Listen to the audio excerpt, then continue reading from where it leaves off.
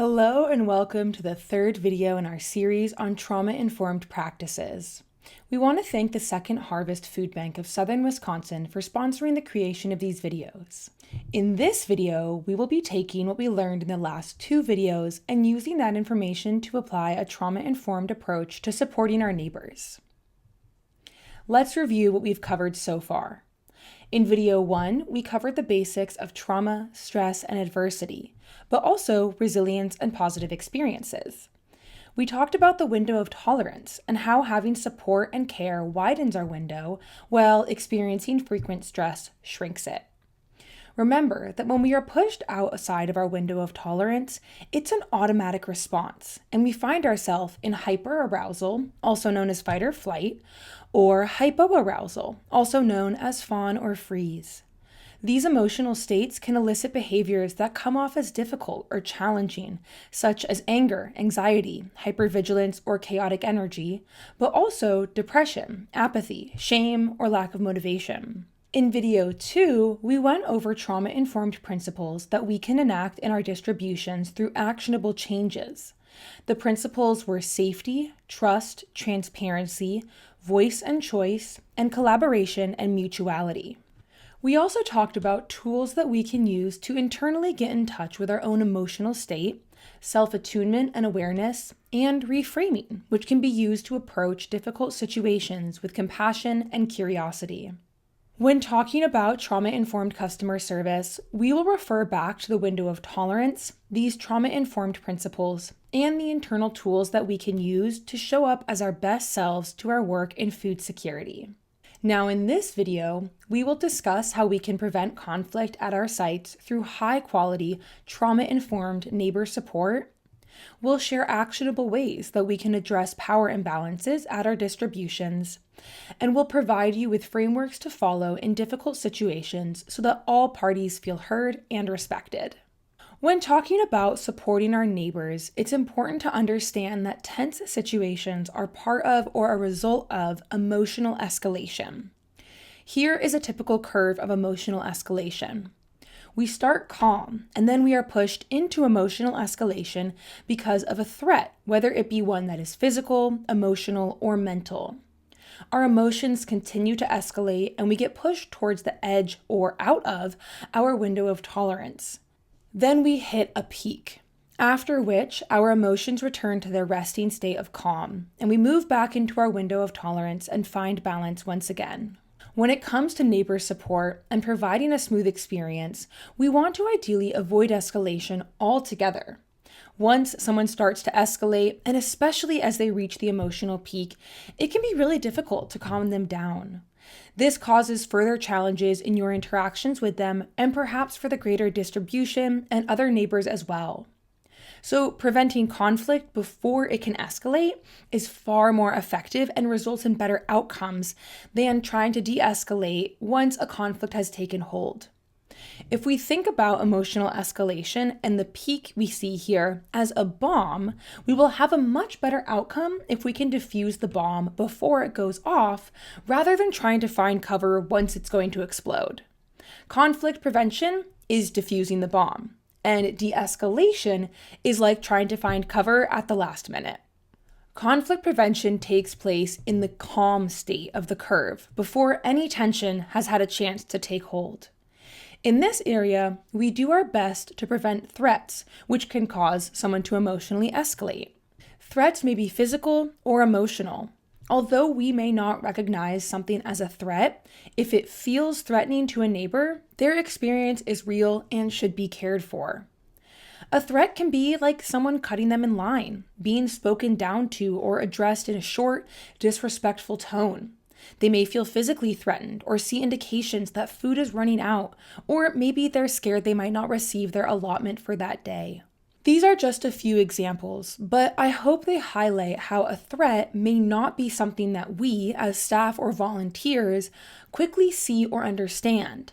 But it doesn't mean that the threat is any less real for the neighbor or their experience is any less valid. We cannot get rid of all potential threats, but we can take steps to reduce the number of them present in our distribution. One of the most common triggers for emotional escalation is the feeling of having little or no power or voice in a situation.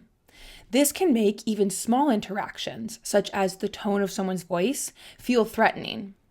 Because of this, it is essential that we, as larger organizations or distribution teams, actively work to address power imbalances.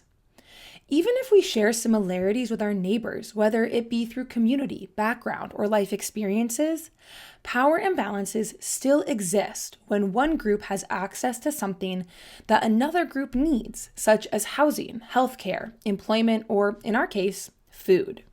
These imbalances are also shaped by historical and systemic factors. People from marginalized racial, socioeconomic, gender, sexual orientation, and religious backgrounds have historically held less social power, and oppressive systems continue to reinforce these disparities.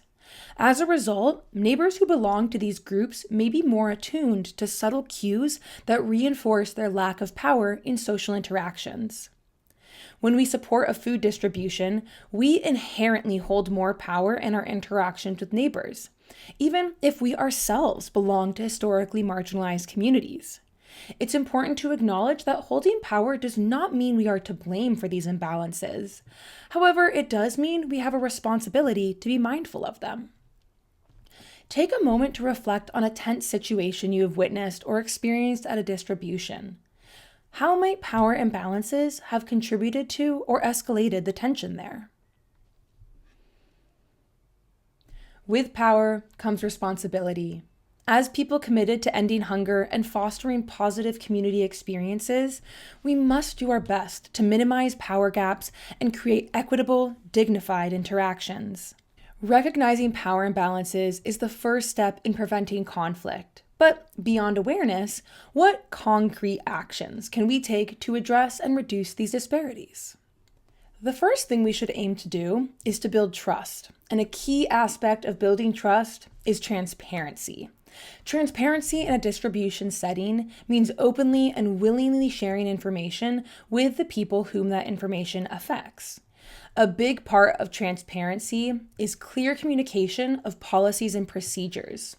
From clear signage of where the line starts and what documents are needed, if any, to what items are available that day and what neighbors can expect to receive, transparency on all levels reduces confusion and lets neighbors know what to expect. Be sure to share neighbor-facing policies and procedures in all languages that neighbors speak. It's best practice, whenever possible, to have images as well as text to make your distribution as inclusive as possible. Think of it as having all your bases covered in advance. It's also important that staff and volunteers are familiar with the policies and procedures. They should know which ones are flexible and which ones are strict. For example, if there's produce left over at the end of the day that will go bad before the next distribution, perhaps a policy on item limits could be waived or adjusted in this situation. On the other hand, a policy that says no weapons on site is an example of one that should always be strict. One way to ensure that you, staff, and volunteers all have a good understanding of policies is to ask yourself why in relation to each policy and procedure. Everyone should be able to explain why a policy is in place or a procedure is the way it is. This way, if a neighbor asks why that policy or procedure exists, you can show transparency by kindly explaining exactly why. If you don't know why, ask someone who does. And if no one can concretely explain why, this might be a policy or procedure that should be re-examined. One policy that I always suggest having clearly posted is a respect and dignity policy. This way, if any behavior at the distribution becomes disrespectful towards anyone, you can quickly and easily refer to the policy. It also lets other neighbors know that they will be treated with respect and dignity at your distribution. You can find an example of a sample respect and dignity policy in the resource library and discussion guide for this video. And finally, if a policy or procedure should change, do your best to communicate that change clearly in all languages that neighbors speak and in multiple forms. For example, verbally, posting signs and handing out flyers before the change takes place. Being surprised by a sudden change can feel threatening, so to avoid threats and emotional escalation, help neighbors know what to expect at the distribution and in the future. We can also address power imbalances by creating a welcoming space for all. We touched on this a bit in video 1 and dove a bit deeper into it in video 2, but a welcoming space can really make such a difference that I think it's worth touching on again. A welcoming space is one that is safe, both physically and emotionally. Our space doesn't have to be perfect or embody a relaxing spa retreat. It just needs to be a place where neighbors feel comfortable and safe enough to show up as their authentic selves. See if there are opportunities to elevate the physical space of your distribution. Take items out of their shipping boxes and display them on shelves or in baskets or wooden crates. Add a colorful tablecloth. Put lively posters or local art on the walls. Some pantries have even put up a positivity board to share kind words and affirmations. Others play music to create an upbeat atmosphere and a pleasant shopping experience. These are all just examples, but we encourage you to get creative with the physical space of your distribution. Let neighbors know that people of all cultures, backgrounds, and walks of life are welcome and will receive a dignified experience at your distribution. You can do this by sharing information, whether verbally or written, in all languages that neighbors speak, as mentioned before. When asking intake questions, especially those that may require neighbors to share personal information, and interacting with neighbors, refrain from any judgmental comments or body language. Ensure that distributions are ADA accessible so neighbors of all mobility levels can access your services. A welcoming space is also one that promotes inclusivity and accessibility. When possible, gather neighbor voice to inform these decisions. Neighbors are likely to feel more welcome and comfortable in the space when they have a say in how it's set up. A welcoming space, both physically and emotionally, can help neighbors feel safe and cared for at your distribution, which reduces the likeliness of conflict. Another way we can level power imbalances is to encourage and provide opportunities for neighbor autonomy, and there's a few ways we can do this. The first is offering choice. Allowing neighbors to choose the items that are best for them and their families is huge in decreasing power imbalances. A full choice pantry where neighbors get to shop in person and select items themselves is always ideal, but honestly not always possible at every distribution. But there are a variety of other ways to offer choice too. For example, a menu order form, which volunteers use to pack custom bags at a walk-up or drive-through distribution. If bags have to be pre-packed, are there opportunities to create different types of bags? For example, a vegetarian option or one with additional produce. Are there additional items like household products or pet food that you can offer neighbors? Providing choice also decreases waste because neighbors aren't taking home items that they won't use or don't like. Another way to encourage autonomy is by highlighting neighbor voices. We can do this through conversations and asking neighbors if there are specific items they would like to see or other services that we can connect them with. If you have the capacity, consider creating a neighbor feedback survey or asking a question of the week or month. Just because we ask neighbors about their preferences does not mean we have to accommodate all requests. Let neighbors know that you will do your best to meet their request, and if you can't, be transparent about why not. When we encourage voice and choice at our distributions, we open the pathway for collaboration and mutuality. And when neighbors see their requests fulfilled at a distribution, it gives back some power and helps them see themselves reflected in your organization's services. Finally, an important part of leveling power imbalances is active listening. Oftentimes, when we have less power in a situation, we fear our voice and needs will not be heard. By actively listening, we show neighbors that their voice and opinions are important to us. Active listening is not only about absorbing the information being said, but also about attuning ourselves to the feelings behind what someone is trying to tell us. It allows for open, non-threatening conversations where the speaker feels heard and understood. When actively listening, give the speaker your full attention. Try to put down anything else you may be working on and do your best to not get distracted by other things happening around you. Maintain an open posture and occasionally nod or offer affirmative statements to show you are present and truly listening to what is being said. A big part of active listening is halting judgments and simply absorbing what the person is saying.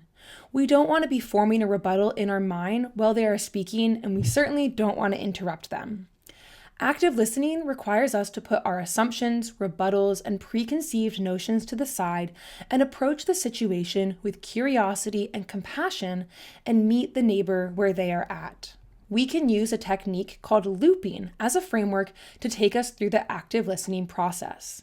Looping is a communication technique that transforms how we listen to and connect with others.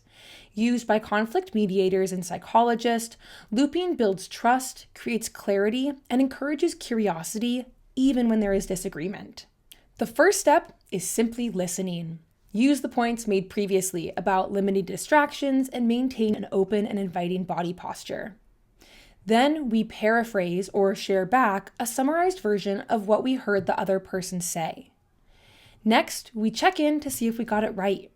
If we didn't quite get it right, go back to step 1. Allow time and space for the other person to restate their concern, and then try paraphrasing again. Repeat these steps as many times as is necessary to ensure both parties understand the issue at hand.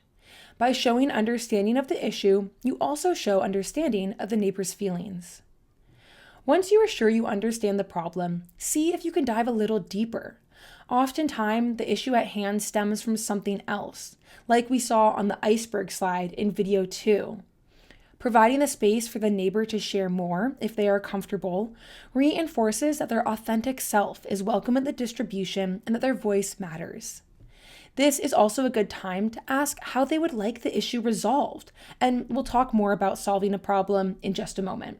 Looping is a great technique to use when working with neighbors, but also can be very helpful when resolving conflict with colleagues or even friends and loved ones. In summary, it's important that we understand and address the inherent power imbalances that are at play at our distributions. We can take steps to minimize these imbalances by building trust with our neighbors through transparency, creating welcoming spaces that are physically, visually, and emotionally safe for all, encouraging autonomy by offering choice and highlighting neighbor voices, and active listening, including the looping technique. Take a moment to reflect on your distribution. What is your distribution already doing well in these areas? Where could you make improvements? Even when we do our best to level power imbalances and metaphorically diffuse the bomb, sometimes things still get tense. Let's talk about what we can do in the escalation phase.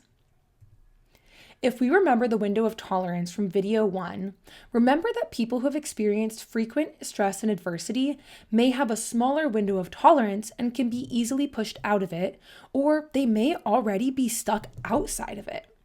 Because of this, the first 5 seconds of our interaction with a neighbor who is emotionally heightened are very important. First, take a moment to attune to your own emotions, and if needed, regulate yourself. Check in with yourself and ensure that you are comfortably within your window of tolerance. If you are not and cannot easily get back into it, it may be best to grab someone else to handle the situation. Doing this work is hard, and we must get right within ourselves before we can enter tough situations. Otherwise, we might further escalate the interaction. When the situation starts to escalate, or before you step in an already escalated situation, take a breath and remember, this is not personal. Then, slow down. Urgency only furthers the fight or flight response. Let the neighbor know that you are going to do your very best to resolve their issue. If it is true, it can ease some tension to let the neighbor know that they will still get food that day after the problem at hand is resolved.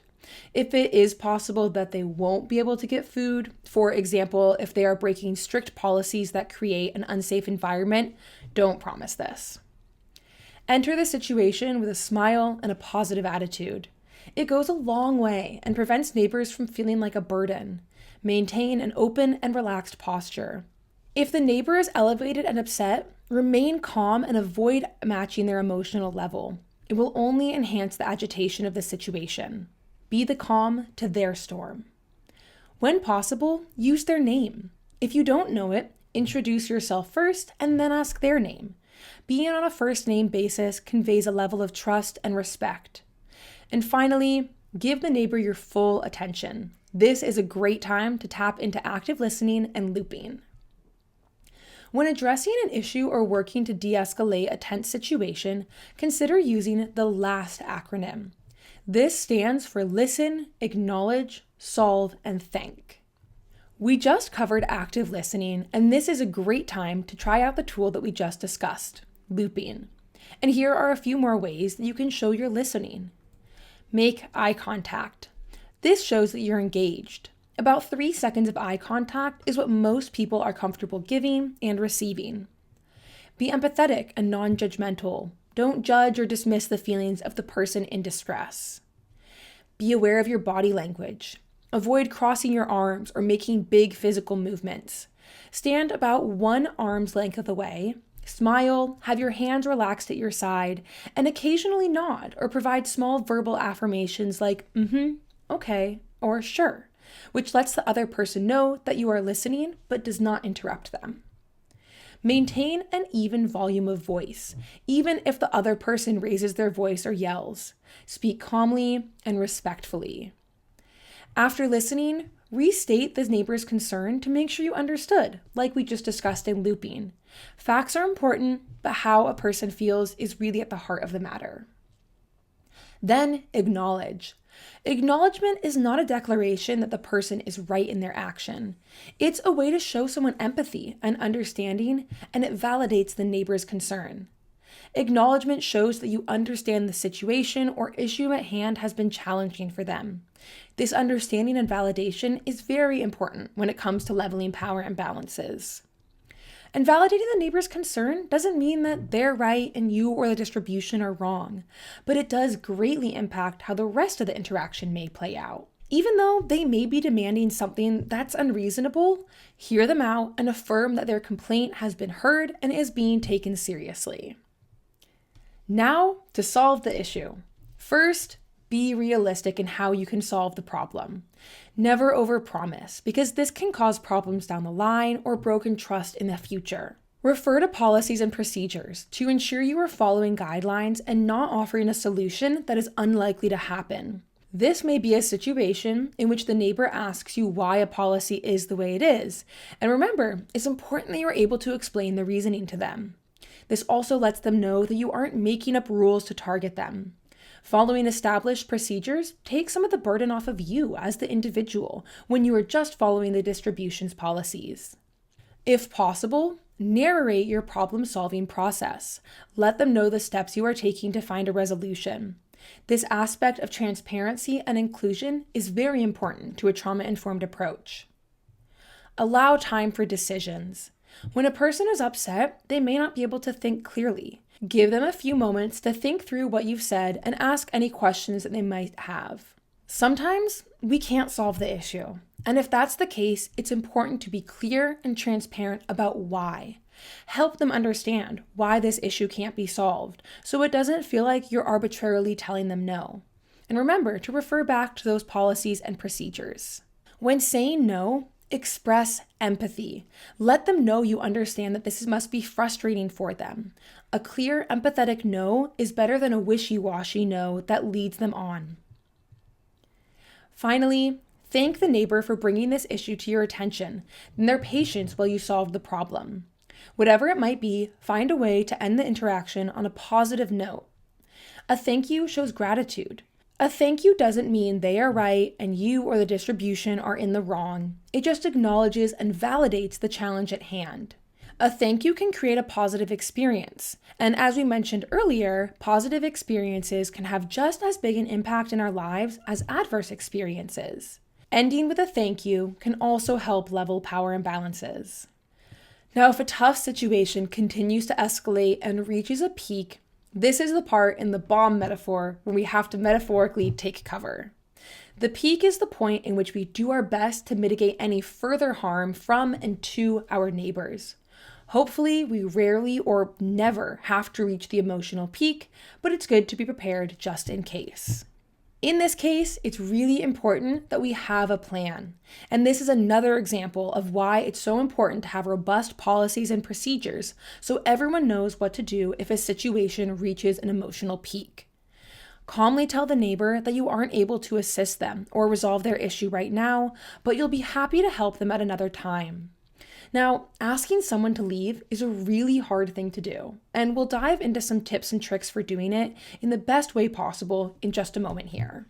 If the situation becomes physical or unsafe, ask a coworker to call the number of a crisis intervention organization or law enforcement if necessary.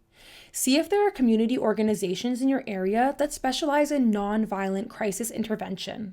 Law enforcement should be a last resort, as there is a history of adversity at the hands of law enforcement and may trigger other neighbors, although sometimes it is necessary to keep the environment safe for everyone else.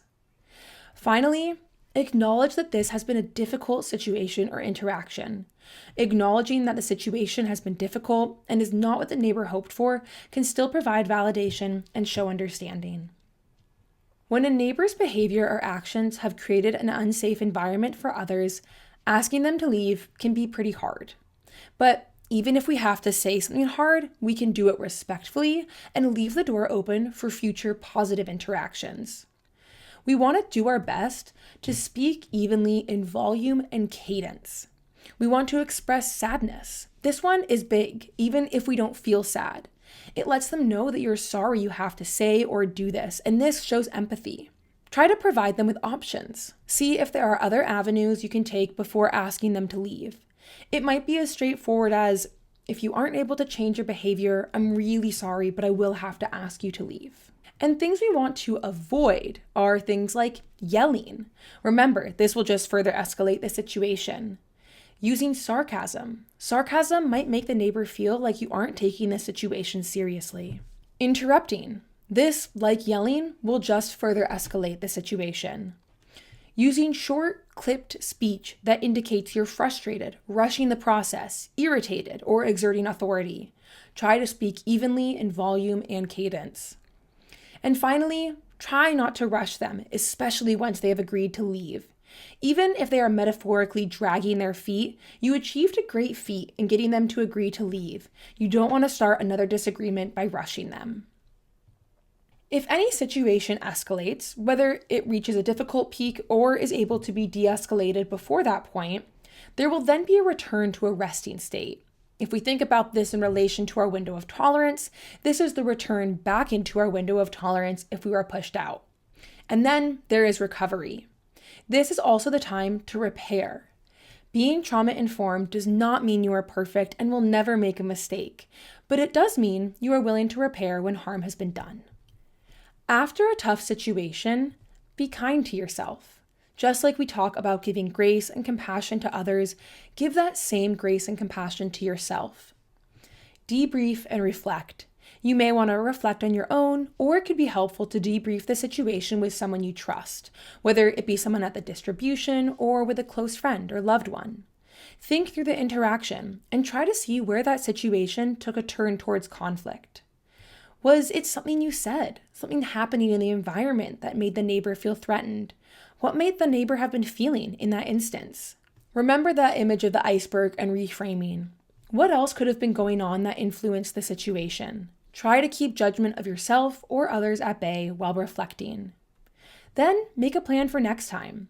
After reflecting, think about what you would have done differently. Perhaps come up with a plan in case a situation like this arises again in the future. Really try to imagine yourself saying or doing whatever it is you would have done differently. You can even practice it out loud. It may feel silly, but doing it out loud opens up mental pathways that we can then more easily tap into in the future. Then it's time to repair. Part of repairing is acknowledging that the situation was difficult and accepting responsibility for the role that you played in it. Now, accepting responsibility does not mean that the situation was your fault. On the most basic level, accepting responsibility is acknowledgement that the other person felt uncomfortable and in some way unsafe, and you played a role in that situation, even if you were just present for it. It's suggested to acknowledge and accept responsibility in the form of an apology. However, do it in the way that feels best and most genuine to you. This human-to-human acknowledgement and understanding is important for leveling power imbalances and ensuring neighbors still feel welcome at the distribution. Now let's review what we discussed in this video. Try to prioritize conflict prevention over crisis de-escalation. We can level power imbalances through transparency, a welcoming space, autonomy, and active listening. You can use LAST to guide you through a tense interaction. And remember, that stands for listen, acknowledge, solve, and thank. And finally, we won't get it right every time, but the willingness to repair is most important. I hope you found this video helpful, and thanks for watching.